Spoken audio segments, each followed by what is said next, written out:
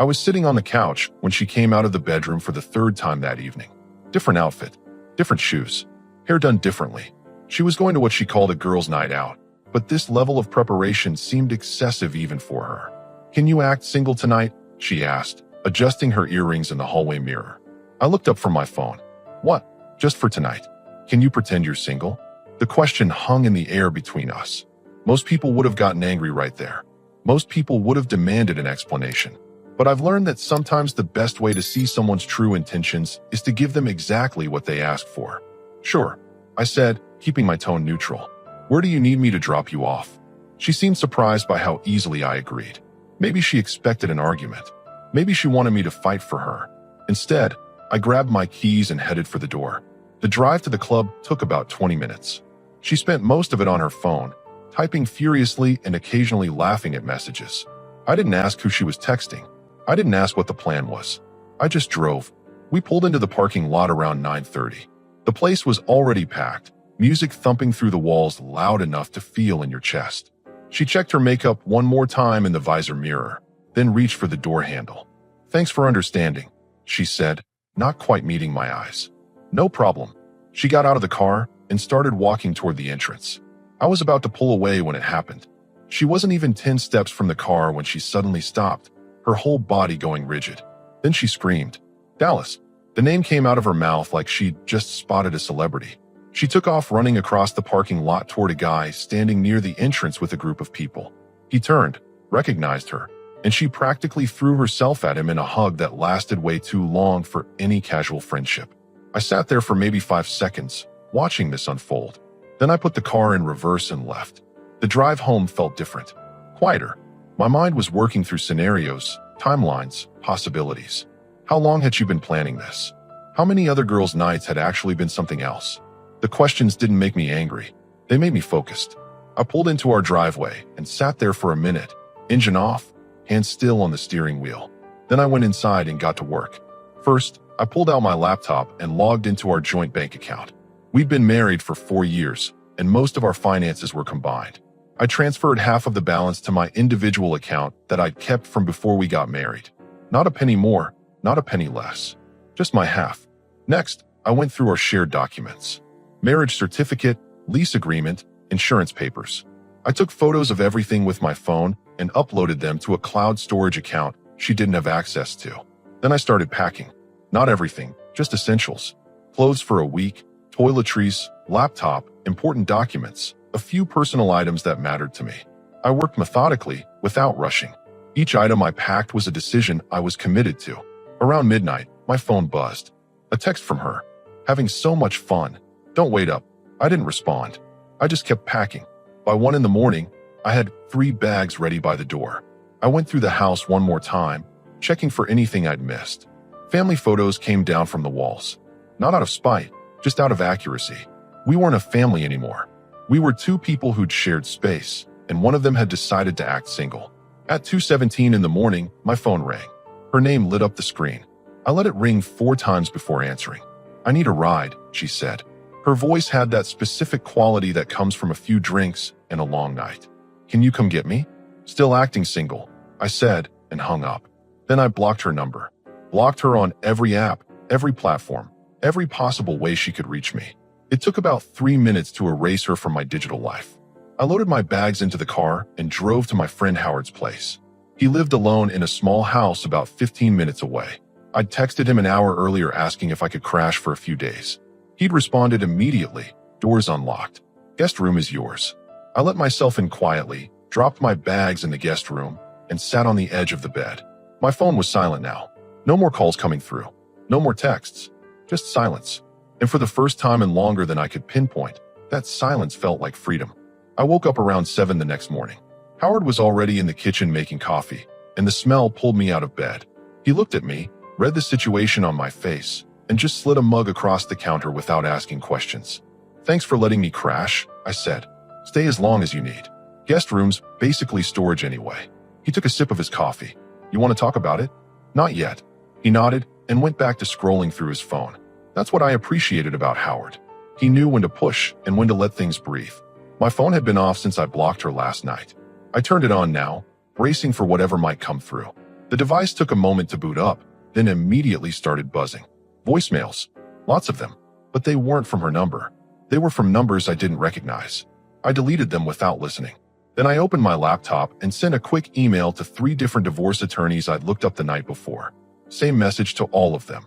Need consultation regarding uncontested divorce. Wife's infidelity. No children. Married 4 years. Please advise availability. 2 responded within an hour. I scheduled consultations with both for later that week.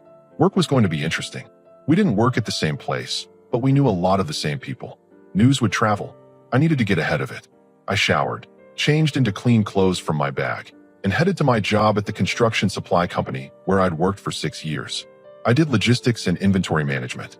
Not glamorous, but steady. Decent pay. Good people. My supervisor, Mr. Goodwin, caught me as I was clocking in. Everything okay? You look like you didn't sleep. Had a long night. I'm fine. He studied my face for a second, then nodded. All right. Let me know if you need anything. The day crawled by. I kept my phone on silent and focused on work. Every time I checked for messages, there were more voicemails from unknown numbers.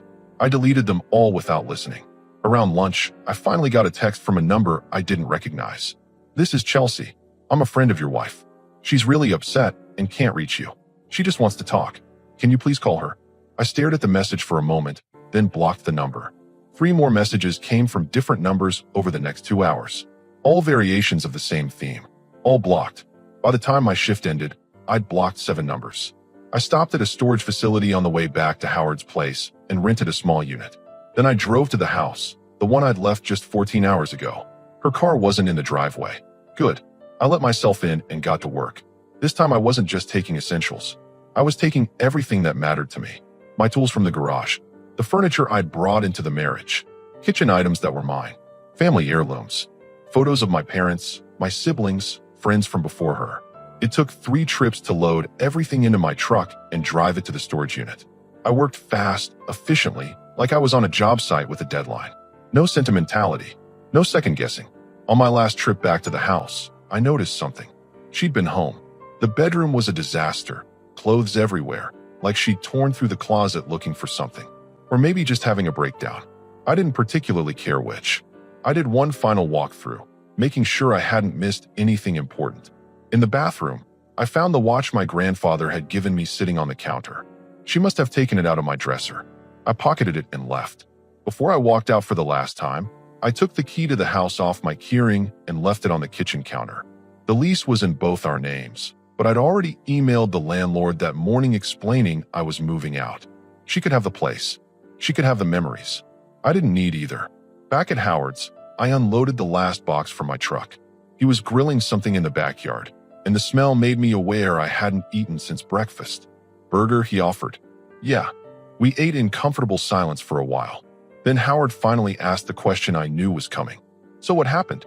I told him. All of it. The request to act single. The drive to the club. Her screaming another guy's name and running to him. The 2 a.m. phone call. My response. Howard didn't interrupt. When I finished, he took a long drink of his beer and nodded slowly. That's cold, he said. Which part? Her asking you to act single so she could hook up with her ex right in front of you. He shook his head. That takes a special kind of nerve. She thought I'd just sit at home and wait. Most guys probably would. I'm not most guys. He raised his beer toward me. Clearly, my phone buzzed again. Another unknown number. Another message. This time from someone claiming to be her sister.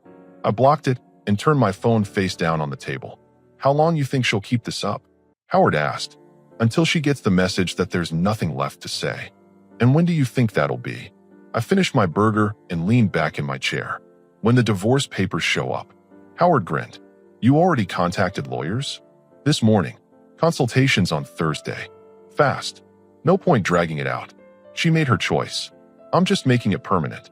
The next 3 days followed a pattern. Work during the day. Silence my phone. Meet with attorneys. Handle logistics. Each morning I woke up in Howard's guest room, and each morning it felt a little less strange and a little more like a new normal.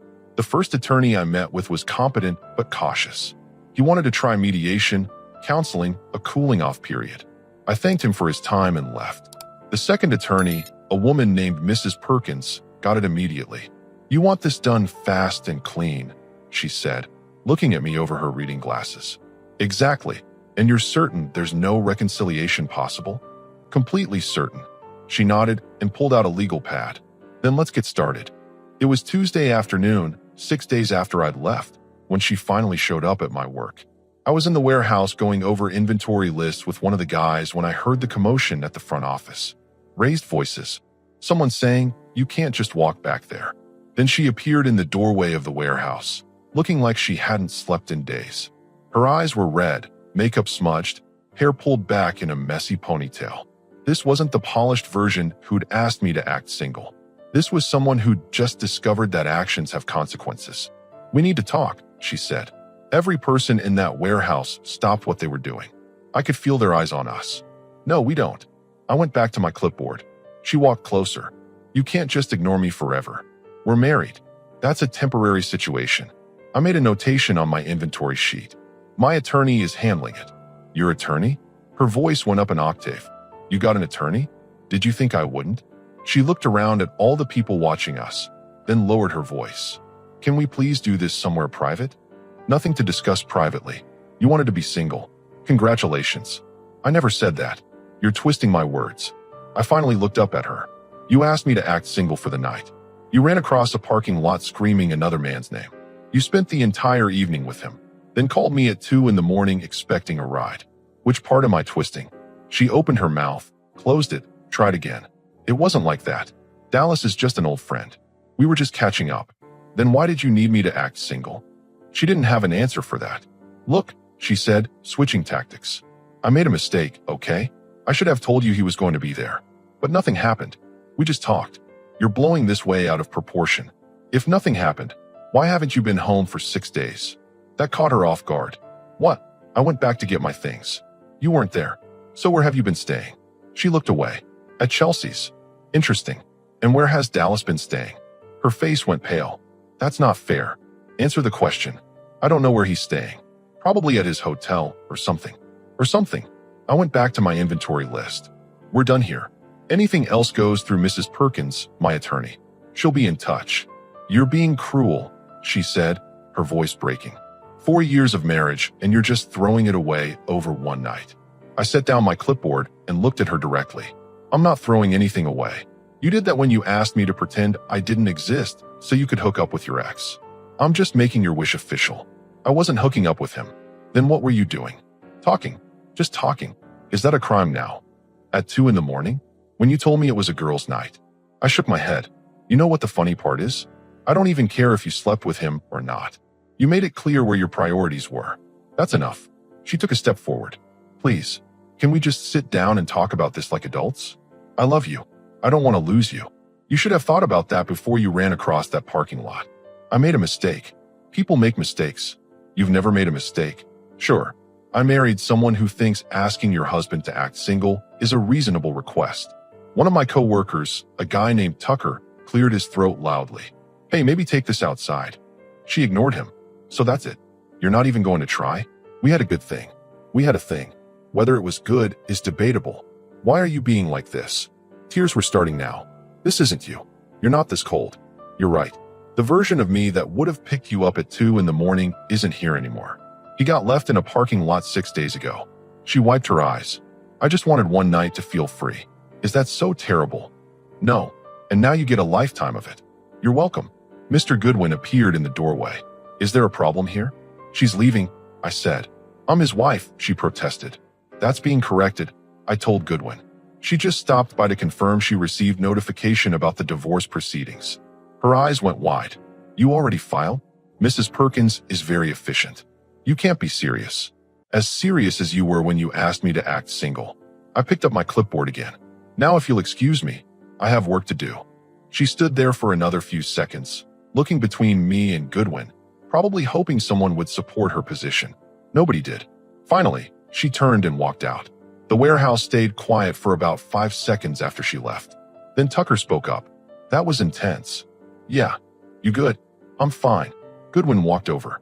"You need to take the rest of the day?" "No. I'd rather work." He nodded. "All right. But if she comes back, we're calling security. I don't need workplace drama." "She won't come back." I was right about that. She didn't come back to my work. But that evening, I got a different visitor. Howard texted me around 6. Heads up, your in-laws are here, waiting in the driveway. I pulled up to the house and sure enough, there was a car I recognized. Her parents. I sat in my truck for a moment, debating whether to just drive past and come back later. But that felt like avoiding the inevitable. I got out and walked up to their car.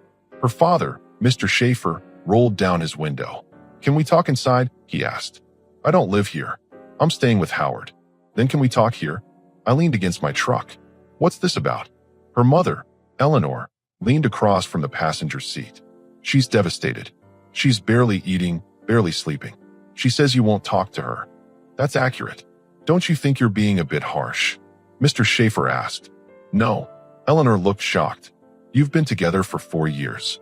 You're just going to throw that away?" "I didn't throw anything away. Your daughter did that. She made a mistake," Eleanor said. "She admits that. But she loves you."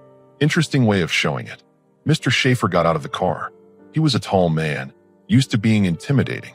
"Look, I don't know what happened between you two, but marriage is about forgiveness. About working through problems. Did she tell you what happened?" "She said there was a misunderstanding about a friend." "A misunderstanding." I almost laughed. "That's one way to put it. So why don't you explain it to us?" Eleanor said. "I did. I told them everything. The request to act single. The club. Dallas. The 2 a.m. phone call. My response. When I finished, they were both quiet. Finally, Mr. Schaefer spoke. "She asked you to act single?" Her exact words. Eleanor looked at her husband. "She didn't mention that part." "No, I bet she didn't." I pushed off from my truck. "Look, I appreciate you coming here, but this isn't your fight. Your daughter made a choice. I respected that choice. Now we're both moving forward separately. She wants to fix this," Eleanor said weakly. "Too late for that. Is there anything she could say or do to change her mind?" Mr. Schaefer asked. "No." He studied my face for a long moment. Then he nodded slowly. "I understand." Eleanor looked like she wanted to argue, but her husband put a hand on her arm. "Eleanor, let's go." They got back in their car and drove away. I stood there in Howard's driveway for a few minutes, watching the taillights disappear. My phone buzzed. A text from an unknown number. "You're making a mistake." I blocked it and went inside. 2 weeks after I left, I started hearing the truth about what happened that night. Not from her. She was still sticking to the just talking to an old friend story. But people talk, especially when there's drama to discuss. It started with a text from someone I barely knew. A guy named Irving who worked security at the club where I dropped her off. "Hey man, heard what happened. Just thought you should know your wife spent that whole night glued to some dude. They were all over each other on the dance floor. Left together around midnight. Came back separately about 40 minutes later. She looked pissed. He looked annoyed. Just thought you deserved to know the truth." I thanked him and saved the screenshot. Mrs. Perkins would want to see it. Then a few days later, Howard came home with more information. He'd run into Chelsea, the friend she'd been staying with. "She's spilling everything," Howard said, setting down groceries on the kitchen counter. "Apparently your wife had been planning this for weeks." Dallas reached out to her on social media about a month ago. They'd been messaging constantly. She told Chelsea she just wanted to see if there was still chemistry. Chemistry. Her word, not mine. Howard started unpacking food. Get this though, the guy barely remembered her. He was polite at the club, danced with her for a bit, but he was there with someone else. A girlfriend or date or something. Your wife basically threw herself at him all night, and he kept trying to let her down gently. Eventually, he just left with his date. Left her there. That explained the 2 a.m. phone call. She'd been rejected and needed an exit strategy. Chelsea said she's been a mess ever since, Howard continued. Crying constantly, not eating. She keeps saying she doesn't understand why you won't forgive her. That's the interesting part, isn't it? She doesn't understand consequences. Chelsea tried to convince her to leave you alone. Said you obviously meant what you said, but she's convinced you're just being stubborn and you'll come around. She's going to be disappointed. The divorce proceedings moved forward. Mrs. Perkins was thorough and efficient. Since we'd only been married 4 years, had no children, and no significant shared assets beyond the lease on the house and a joint bank account I'd already split, it was fairly straightforward. She contested it at first, filed a response claiming we should try counseling, that I was being unreasonable, that we could work it out. Mrs. Perkins shut that down quickly with evidence of abandonment and a timeline of her refusal to come home. She's grasping at straws, Mrs. Perkins told me during one of our meetings. Her attorney knows she doesn't have a case. This will be wrapped up in another month, maybe two. Life started finding a new rhythm.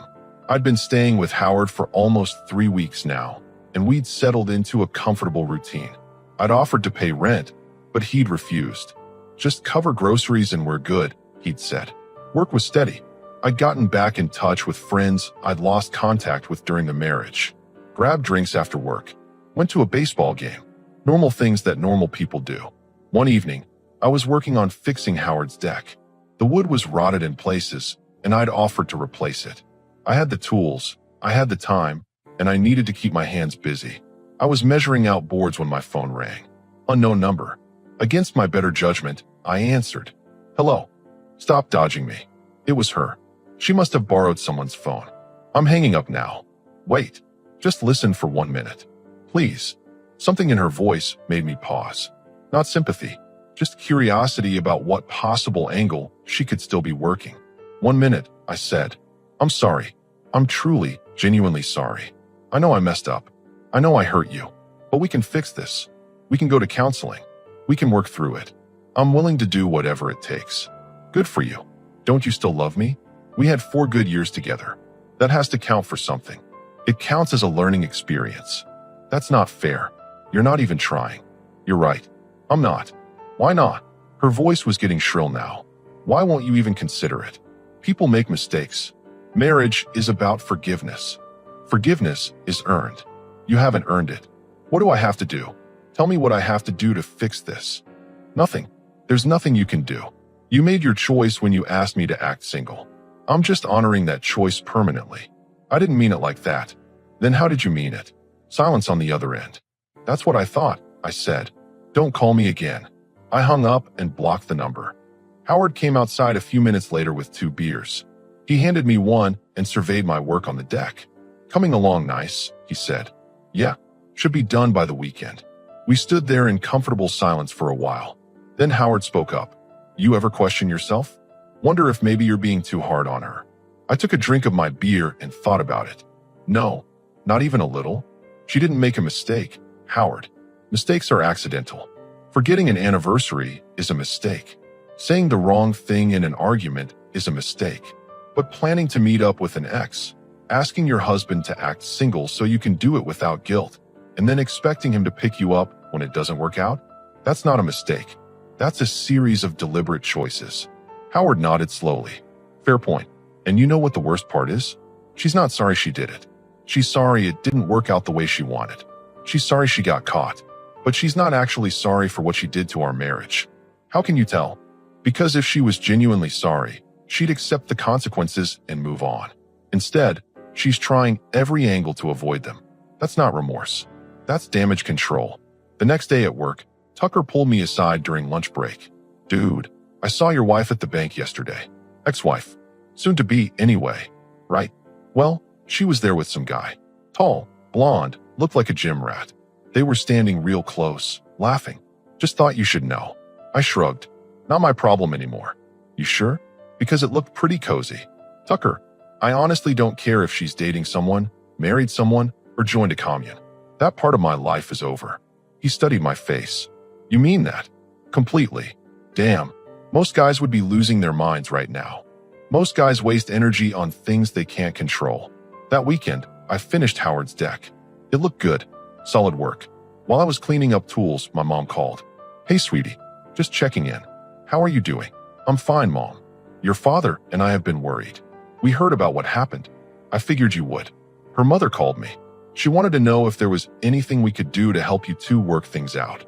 What did you tell her? I told her that you're a grown man who makes his own decisions, and I trust your judgment. She paused. I also told her that asking your husband to act single for the night is grounds for divorce in my book. I smiled. Thanks, Mom. Do you need anything? Your father and I can come visit if you want. I'm good. Really. I'm staying with a friend. Work is fine, and the divorce is moving forward. And you're sure about this? About the divorce? Completely sure. Okay then. We support you. Just know that. I know. Thanks, Mom. After I hung up, I realized how much lighter I felt. Not because my parents supported me, though that helped. But because I'd made a decision and stuck to it. No wavering. No second guessing. No letting someone else's tears or manipulation change my course. She'd wanted to act single. Now she was. And I was free. The intervention happened on a Saturday morning, for weeks after I'd left. My brother called. Can you come by Mom and Dad's place? Family thing. The tone told me everything. This was planned. When I arrived, multiple cars were in the driveway. My parents, my siblings, and her car. Everyone was in the living room. Her on the ottoman, looking fragile. No makeup, hair in a ponytail. The vulnerability costume. Thanks for coming, my dad said. What's this about? We think you should hear her out, my mom said. I've heard her out. Multiple times. Just listen, my sister pleaded. For us. Fine. 5 minutes. She looked up at me. I know I messed up, but nothing physical happened with Dallas. We just talked. He barely remembered me. The whole night was a disaster. Okay. That's it. You made a mistake. You want forgiveness. Is that the summary? You're making it sound worse than it was. Then correct me. What part did I get wrong? My mom spoke up. Maybe if you just talked to her. Really talked. Mom, this isn't your marriage. It's mine. Or it was. Son, my dad said firmly. Marriage is work. You can't just walk away when things get hard. Marriage requires both people to want to do the work. She didn't want to work on our marriage. She wanted to see if her ex was a better option. That's not true, she protested. I just wanted one night to feel like myself again. And who were you before we got married? Someone with options. Someone who didn't feel trapped. The room went silent. Trapped, I repeated. Interesting word choice. I didn't mean it like that. Then congratulations. You're about to have all the freedom you can handle. My brother stood. She's trying here. Can't you meet her halfway? Meet her halfway to what? Another betrayal? It was one night, my sister said. One mistake. It was weeks of messaging Dallas behind my back. Weeks of planning. She stood up. You were always enough. I just got confused. What happens the next time she gets confused? The next time some ex messages her? That won't happen. Based on your track record? Based on the fact that I love you. If that's your version of love, I'll pass. She collapsed back onto the ottoman, sobbing. You're being cruel, my mom said. No, I'm being honest. There's a difference. My dad gestured outside. We went to the back porch. You're not going to change your mind, are you? He asked. No. He nodded. I figured. You've got that look.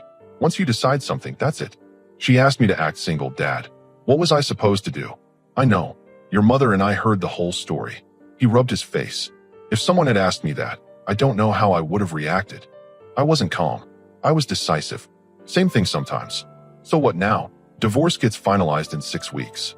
Then I move on. No regrets. Only that I didn't see who she was sooner. He nodded. All right. I'll support whatever you decide.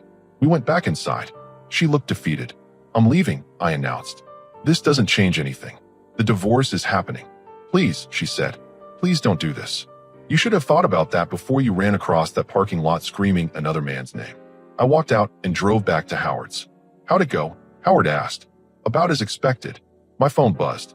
My sister, that was harsh. She's devastated. I typed back. She'll survive. That evening, Mrs. Perkins emailed. The divorce papers were ready. Should be finalized within 4 to 6 weeks. 2 days later, Tucker told me at work. Heard your ex finally signed. Good. You really don't care? Not even a little. That's cold. No, it's practical. She made her choice. I'm living with the consequences of her choice. The next few weeks pass quietly.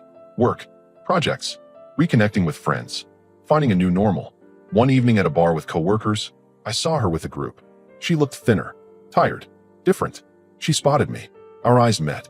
For a second I thought she might come over, but she looked away. Tucker noticed. That her? Yeah. You gonna talk to her? Nope. What if she comes over? She won't. And she didn't. 2 people who used to share everything now existed in the same space without acknowledging each other. That's when I knew it was over. Not when I left. Not when I filed. But when we could be in the same room and feel absolutely nothing. Freedom isn't dramatic. It's quiet. It's having a beer without looking over your shoulder. It's making plans without asking permission. It's peace. The divorce was finalized on a Thursday morning in late September. I took the morning off work, met Mrs. Perkins at the courthouse, signed some papers, and walked out legally single. Congratulations, Mrs. Perkins said, shaking my hand. You handled this with remarkable composure. Thanks for everything. What's next for you? Moving forward. And I did. Howard and I had worked out a long-term arrangement. I'd stay in his guest room, cover half the bills, and help with house projects. It worked for both of us. 3 months after the divorce, I was at a hardware store picking up supplies for a bathroom renovation when I saw her. She was in the paint aisle, looking at color samples. She'd lost more weight. Her hair was different, shorter. She looked like someone going through the motions of living rather than actually living. She saw me at the same time. For a moment, neither of us moved. Then she walked over. Hey, how have you been? Good.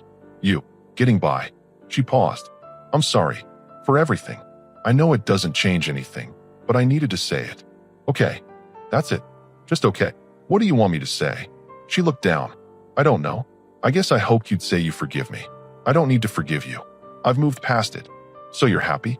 I'm content. That's better. She nodded slowly. I see you're still wearing your watch. The one from your grandfather. Yeah. Thanks for leaving it on the counter that night. I almost kept it. Out of spite. But that felt wrong. Would have been on brand, though. A small, sad smile crossed her face. I deserve that. You did. We stood there in awkward silence for a moment. Then she spoke again. Do you ever think about what could have been? If I hadn't messed everything up? No. I think about what is. And what is better than what was. That's harsh. That's honest. There's a difference. She looked like she wanted to say more, but nothing came out.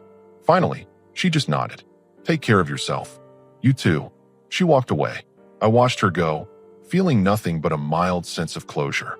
I checked out with my supplies and drove back to Howard's place. He was in the kitchen making lunch. Get everything? He asked. Yeah. Saw the ex at the store. Oh yeah? How'd that go? Fine.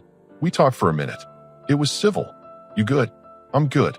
That evening, I started the bathroom renovation. Ripped out old tile, planned the new layout. Kept my hands busy and my mind focused. This was my life now. Making things better. Building something new. Moving forward. She'd wanted to act single. I'd given her that freedom permanently. And in doing so, I'd found my own. No drama. No revenge. No looking back. Just a man who knew his worth and refused to settle for anything less.